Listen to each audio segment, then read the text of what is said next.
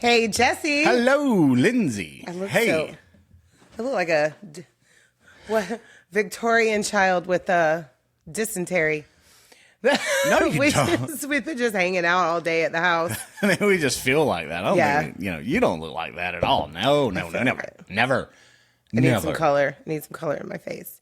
But anyways, Jesse, what are you drinking today? I'm drinking bourbon. I got Bardstown. It's a bourbon company, and it's in the Bourbon Bible. And I have the Bible that Lindsay has, and we love the Bible. Yes.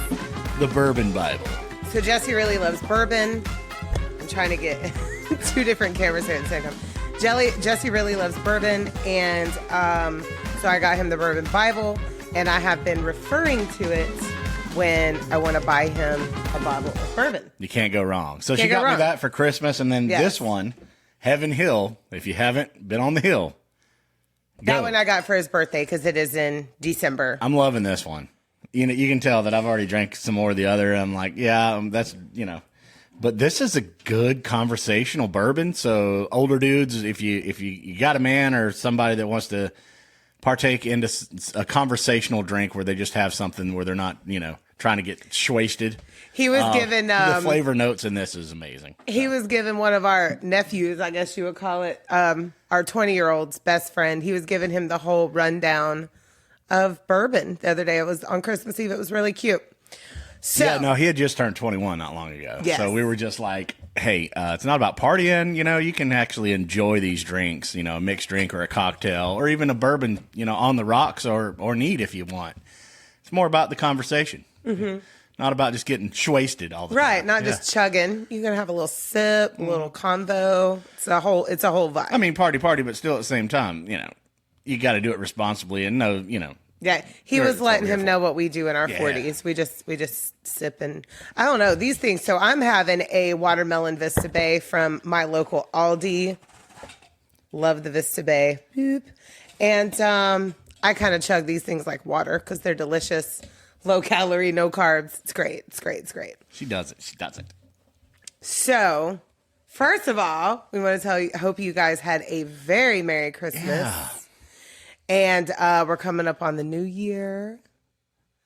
And actually, this will be New Year's Eve when this episode drops. Okay. When this recap drops. So, yeah. New Year's Eve. We won't have an episode out on Friday like we normally do. But then the following week, we will. And that will be week 1 and episode 1 of our multi-parter about the Jinx. And, it's a 4-parter thing. Well, I don't know if it's 4. Maybe 3. It's going to definitely be 3. Could be 4, but definitely 3. And I'm going to try to get a buddy in on that one that's kind of a drummer celebrity kind of person. He's played in some bigger bands and stuff, so you will know him whenever I say it. We'll see if we can work it out, though. So what made you feel old this week? For our TikTok live fans, we do that on our episodes. I always ask Jesse. I didn't know we had to. Just think of something. Oh. So for our TikTok listeners right now, what we do on our episodes every week, and if this is your first time seeing us on YouTube, we always ask each other. Well, I asked Jesse what made him feel old. Go. Thinking that I can eat more than what I used to. Is that weird? Because I showed up twice with big old plates of food, and I was like, God, I'm going to tear this shit up. I ate like half of it, and I felt bad. Not that I needed to eat that much, but at the same time, I didn't eat all damn day long. And then I was like, all right, I got my food. I'm going to tear this down. I don't know. Is that weird? Older people just eat less? No, they say that that's the problem is because we did not have anything. So your stomach has shrunk up and you can't intake all that food that we put on our plate. I wanted to get it in. I like to eat. And I had a little bit of everything. It was a big plate. It was huge. And I felt old because I couldn't take it down. So I was like, I thought I could tackle this monster, and I couldn't do it. So I was like, I'm an old man now. And just need a small plate. We're in our 40s. We'll share a plate next time. It's whatever. So what made me feel old was, this is year 5 of having a Christmas with grandchildren. Yeah. Now you hit me with something real and hard. No, I was just over here bullshitting about trying to eat a whole plate, and you're hitting something real. I mean, it's crazy, isn't it? That is. Year 5 of having Christmases with grandchildren. So that's wild. And then this year, oh my God. So we have everybody over to stay the night. We have a little slumber party, and they were up at 4:30, and we were like, no, you will wait till 7. Yeah, we were about to crash out about 8. That evening. Yeah. But I didn't feel old about none of that. I love the magic. It was very fun, and they think our house is a magical place. So I love that. Magical, yes. That's really awesome. Yes. We're good grandparents, I think. That's the ultimate goal when you are a grandparent, is just to make sure that your grandkids love coming to your house and it's a magical place. Mm-hmm. And that doesn't take much. Like we're just clean here and we have toys. That's it. And we have food. So we make cookies with them and fun stuff like that. Silas was eating Santa's cookies the next day. The old, stale cookies that we made for Santa. I even found a beard hair in one of them. It was kind of gray like yours, Daddy. I said, well, Santa's beard, you know. And, the milk was still out. Like, that was one thing that we didn't, we forgot to clean that up. Yeah. It was a lot. It was a lot. Christmas Day is so much for us. But,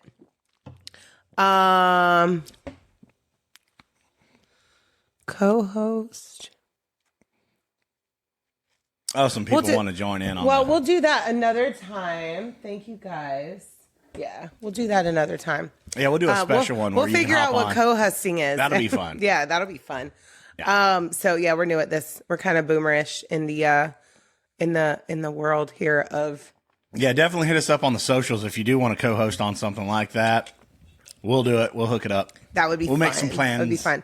Okay, so we're recapping the Lawson family. You can call it the Lawson family murders, the family massacre, the family annihilation.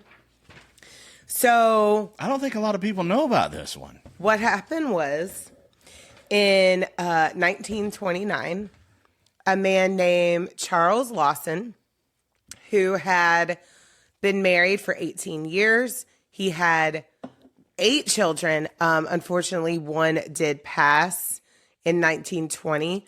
So by 1929, he still had 7 children that he was taking care of. And they had a farm. They had been previous sharecroppers. And they saved up enough money to buy their own farm. And they lived in, Germantown. Yeah, and apparently he had like some kind of head injury or something, you said, right? Yes. So I think it was, maybe I didn't write it down. Yeah, I'm looking over my notes here. I did not write down exactly when his head injury happened, but he did have one. And they say that after that, he was a little bit more erratic and short-tempered.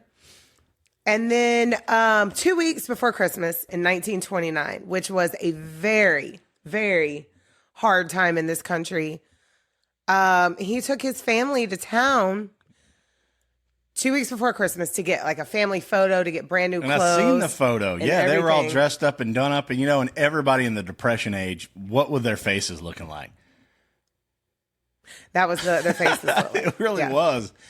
One of the daughters had a little grin, but... Yeah, she was younger. She was probably happy. And just to be in town, for sure. Yeah, we're going to town, right? Yeah. So on Christmas, so this was 2 weeks before Christmas. He said that he was doing this for them for a Christmas surprise.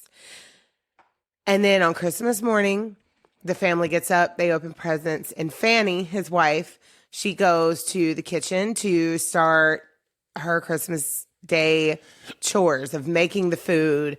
She starts with making a Christmas cake. Women be doing the work. What movie did we watch where the chick finally just fled and then went to the talk show? It was a new one with Michelle Pfeiffer. It was called Fun Period. Watch that, because women do be doing the work for Christmas. You know what? And it's exactly what she said. She said, instead of saying I love you, it's let's say how can I help? Yeah.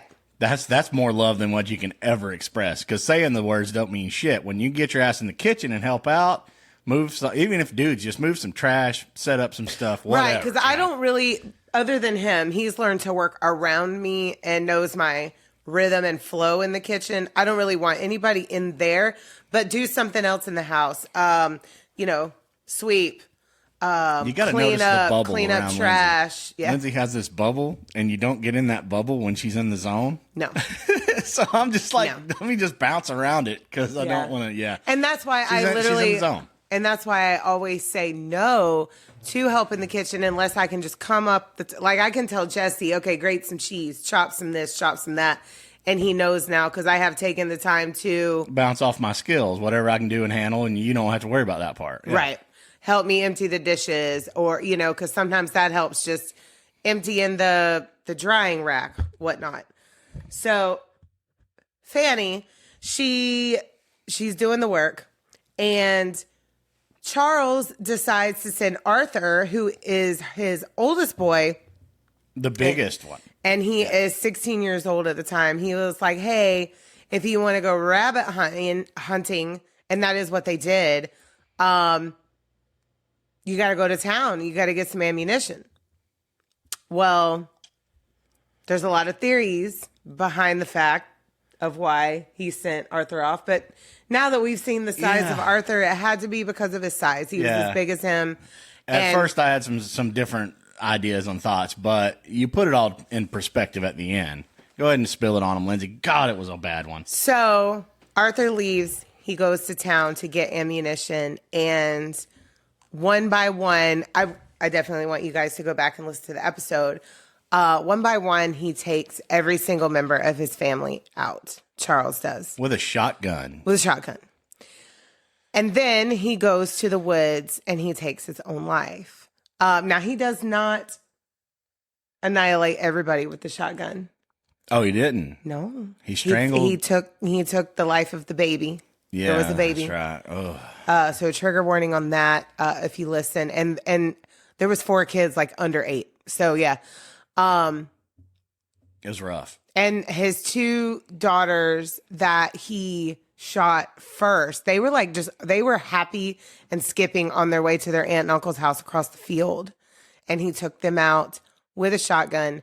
And then, hold on one second. I have to fix this thing. Okay.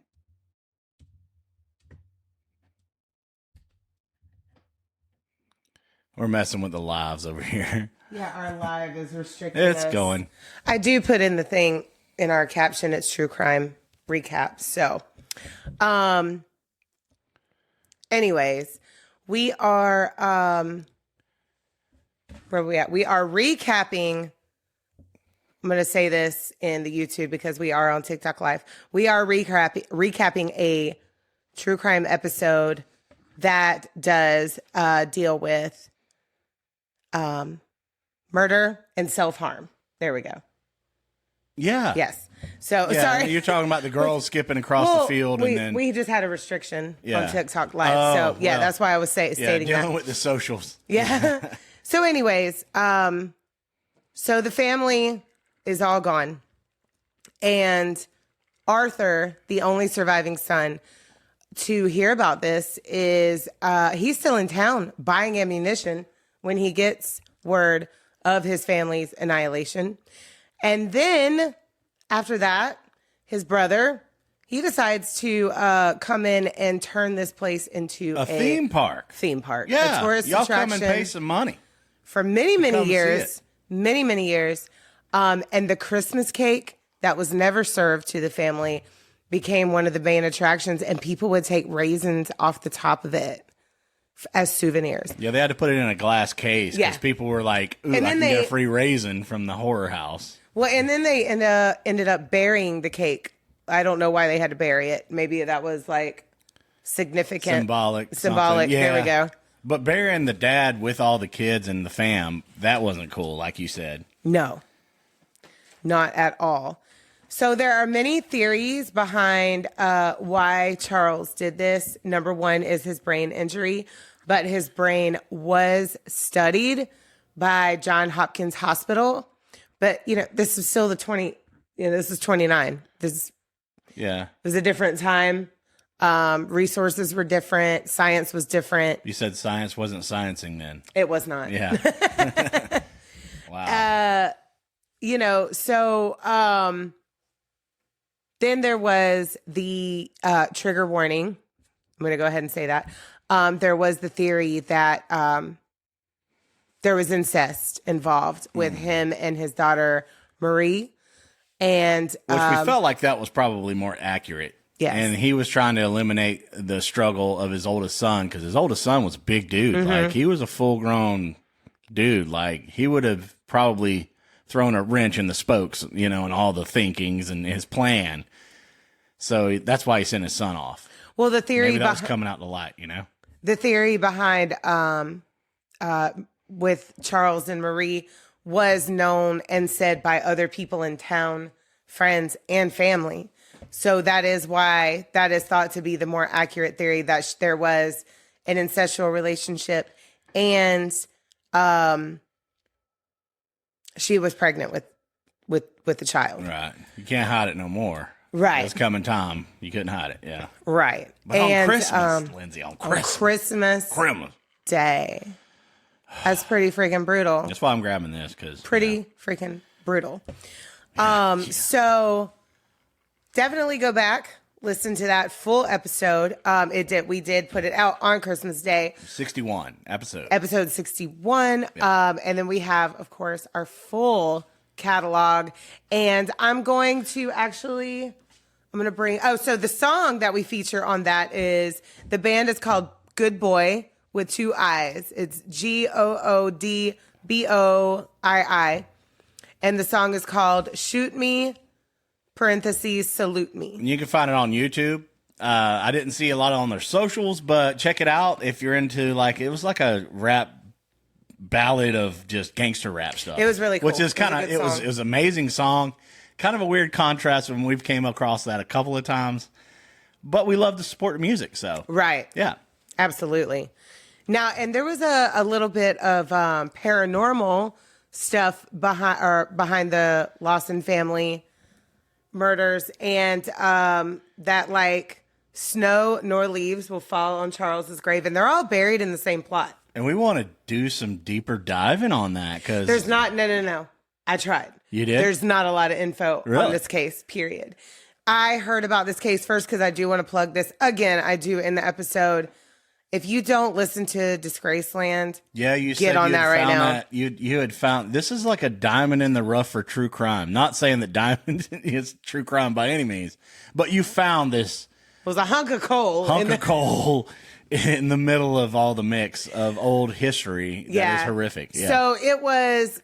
So Disgraceland is a complete music. Well, not complete. They do some actors too, but it's a music true crime or music based true crime show podcast by Jake Brennan, and he talks about true crime in the music world, which I love. Was it like both. The drummer of Derek and the Dominoes? The true crime is about the drummer from Derek and the Dominoes, and the B story is the Lawson family murders.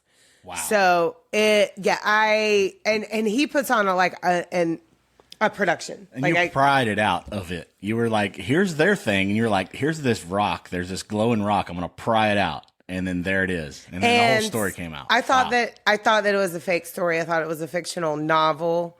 I do say that in the episode as well, but it is not. It is a true story.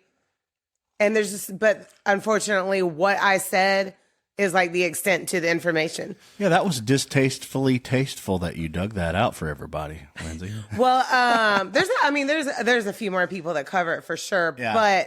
But there is a book out that I could not find on audiobook, and that's the only way that I can read a book these days is listen to it audibly. So it's called White Christmas, Bloody Christmas. And this came out in the 90s. And that has a lot of the theories behind why they think this happened. Wow, because it's just not into that, yeah. And what's crazy is there's not a lot about Arthur, who was the lone survivor, except he got into an accident 15 years later and passed away after he left he left behind a wife and 4 children. Wow. So, yeah. Wow. So, yeah, deeper dive if you want to check out the podcast, drinkaboutSomething.site or Gen Z, JENDSEY, on anything, you will find us. Just Google it. It's easy to find. So here, every now and then, what I'm going to do is on these recaps is I'm going to grab a script from a previous episode, and we'll recap that because we didn't recap them all in the beginning. No. So this is an old one. This was our second episode, and we were just talking about it the other night. Oh, you got to pull something up. Yes. Okay. So oldies. The McMartin preschool trial. Oh yeah. So this came to our attention. Yes. So my best friend, she was just listening to this episode the other day, and she was like, I'm so confused. Was all that lies or not? And it is. So we're going to get into it just really quickly. So in California, right? Wasn't that? Yes. Yeah. Manhattan Beach, California, a daycare that was ran by Virginia McMartin and Peggy McMartin Bucky. They ran this daycare. It was a family daycare. It had been around for 28 years. Wow. 28 years. So this is a twofer, like, little conversation that we're having around here. And it had been around for 28 years and was attended by children of upper middle class families. And they had won awards for their services. Now, in 1983, this woman named Judy Johnson, she was a mom of one of the preschoolers who was 2 years old. She reported to the police that her son had been, trigger warning, assaulted. Listen to the full episode, Drink About Something.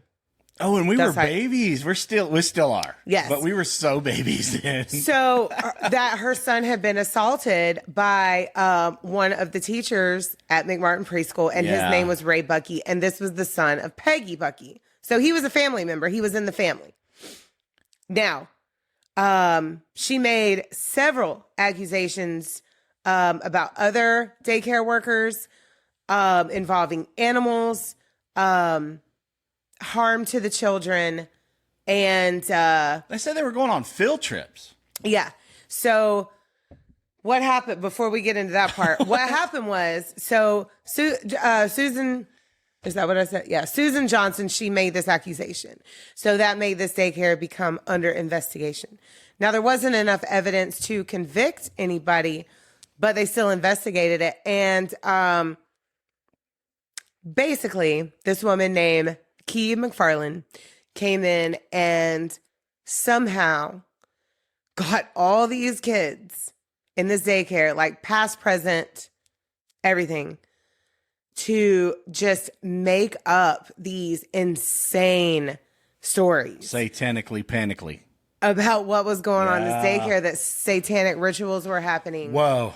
That there was tunnels underground, that children were being flushed down the toilet. They were sacrificing rabbits and shit. Yeah, it was crazy. It was all, let me put this out, it was all false. It was all false. There was some shit really happening at home, though, we feel like. Right? Well, it all come down to Susan Johnson, who made the initial accusation, and she ended up being diagnosed with schizophrenia later on down the road. That's how crazy things can get, especially back in the Satanic Panic era. One little thing can blow up into tearing down an entire history. I mean, if you look at like Rosewood in Florida, you know, it's happened in history. One person can plant a seed and it just spread like wildfire, you know? And it's so sad because this entire like dynasty, I mean, people are like, oh, whatever, it's a daycare. No, this was a place of comfort for a lot of families to be able, that families trusted to bring their children. It was a family run organization, and it was basically just shot to hell by one seed. By one person. Yeah. One person. And then Ray Bucky had to go off and live like off the grid and spend a lot of time in jail for things he didn't do. Mm-hmm. So that's terrible. And let me look. I'm going to just name a few of the things. This is the first time we've done a twofer. Yeah. Wow. I'm just going to name off a few of the things that were By the way, thank you guys for joining in on the lives. We are Drink About Something podcast, and we're sharing it on both spectrums here. We're going to record this one, and you can check it out later on YouTube. You just type in Jendsey, Jendsey, and you can see all of our content. Thank you guys so much for joining in over here.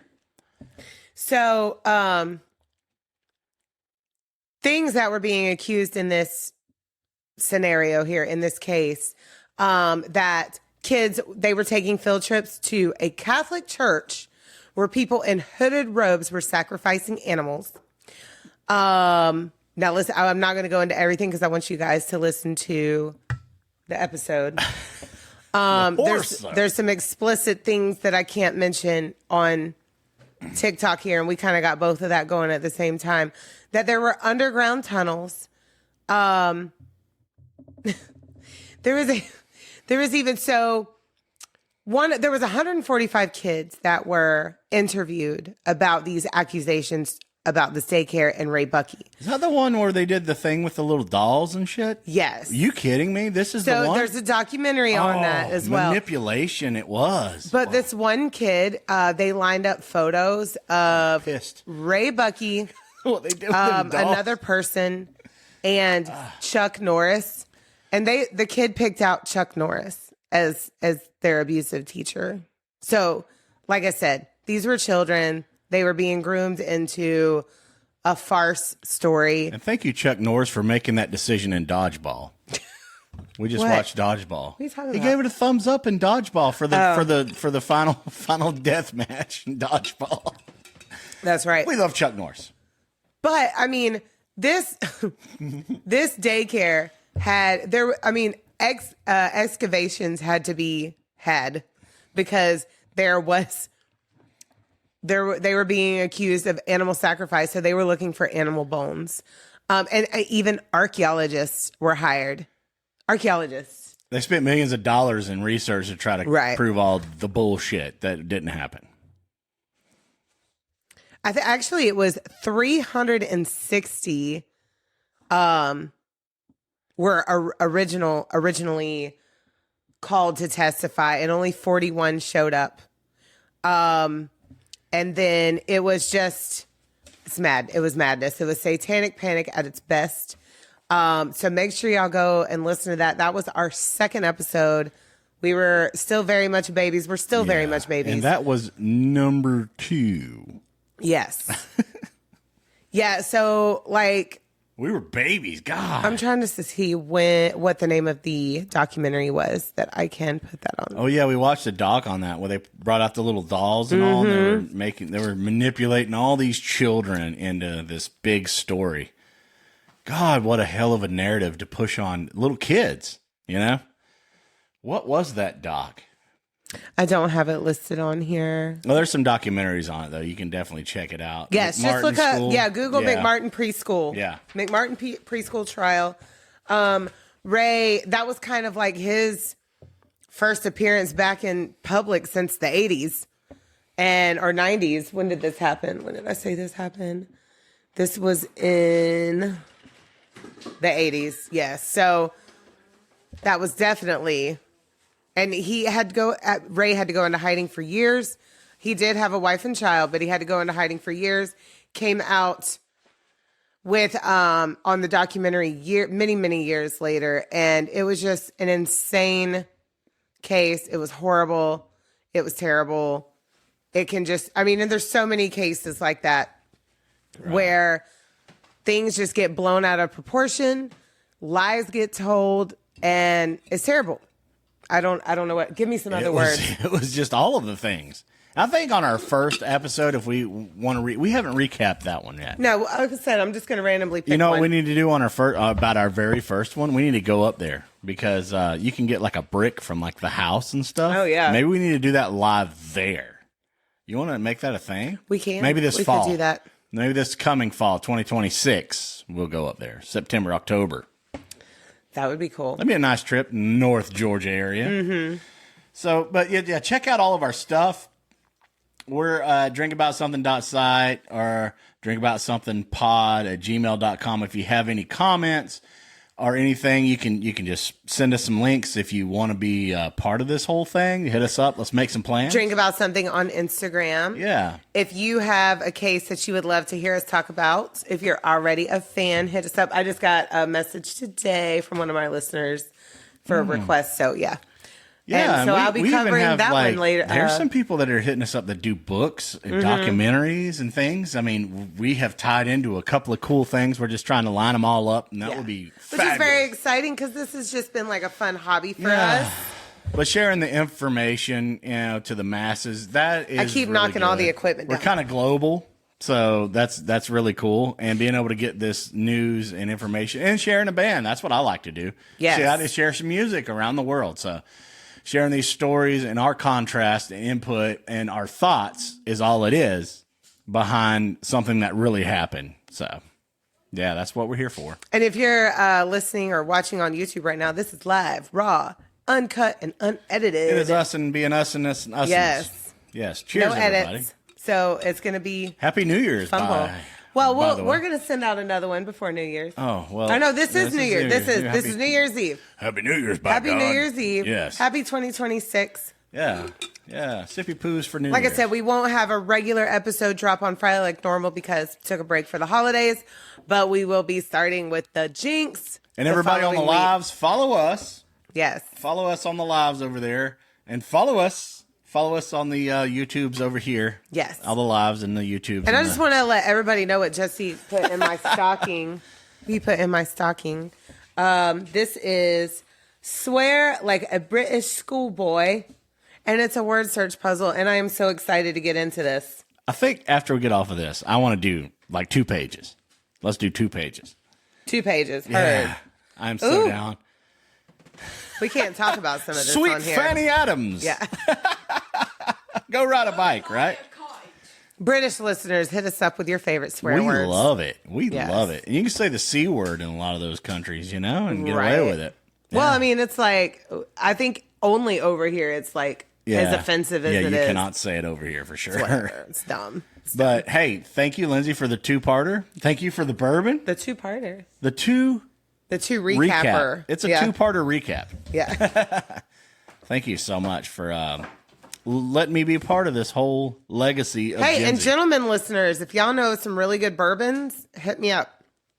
That way I can keep supplying Jesse drinks. Yeah, I'm good for a month or 3. Well, it doesn't matter. You can always need ideas. not a bourbon Hit me bougie. up. Hit me up. St. Augustine is really hard to compete against. It for is. me. It is. I don't know why. But we're going to keep experimenting because it's fun. I like it. Yeah, we love having a cocktail and just telling stories. So this is really cool. Good avenue. Thank you guys so much on the lives. Thank you guys on YouTube. Thank you guys for following all along. Yes, we love you so much. And we have to get off of here because these kids are just like in our face and need us. I don't know why. Yeah. But The kids are going to need us. yes, but we wanted to pop on real quick. What was let that you know in- we're in still here. Labyrinth? We're not going anywhere. In Labyrinth, they're like, should you need us? Should you need us? Yes. So we're going to sign off. We're And we love you so much, and we'll see you next week. Holler if you need us. Bye.